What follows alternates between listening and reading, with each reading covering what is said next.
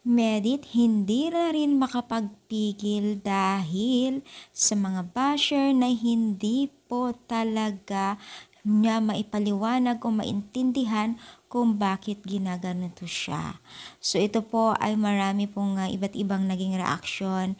May pumanig sa kanya, may pumanig din po sa nambabas po sa kanya na part ng Team Kalingap. Siyempre bago natin ipagpatuloy ang ating pag-support for today's video, kung bago ka pa lang sa aking channel, please subscribe po, like and pakit na rin po natin guys ang notification bell upang ma-update po tayo tuwing ako po nag-upload sa mga viral and trending video. So ngayon guys, so pag-uusapan po natin ang isa sa mga hindi na po napigilan ni Medit ang kanyang sarili upang makipagsabayan na rin po sa mga basher at patuloy na nang babatikos po sa kanya. So ito no, yung live ni Medit lately ay talagang hindi rin po siya nakapagpigil na patulan ang isa sa mga Team Kalingap na si kanyang Kuya Brooks. Dahil dito ay tila nga daw ginagamit siya upang sa ganun ay magka-views at magka-earn money sa kanilang mga channel.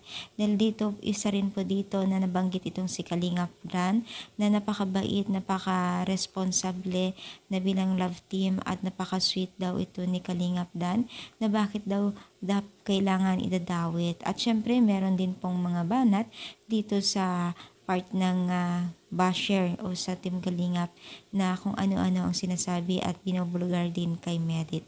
So hindi na natin alam kung sino ang tunay na nagsasalita, pero dapat ito ay tapusin na dapat na kung bakit ganito ay patuloy pa rin po, no, na dapat nang i-close po yun ang mga itong klaseng case o issue, pero patuloy pa rin po at yan ang di naiintindihan ng makakarami.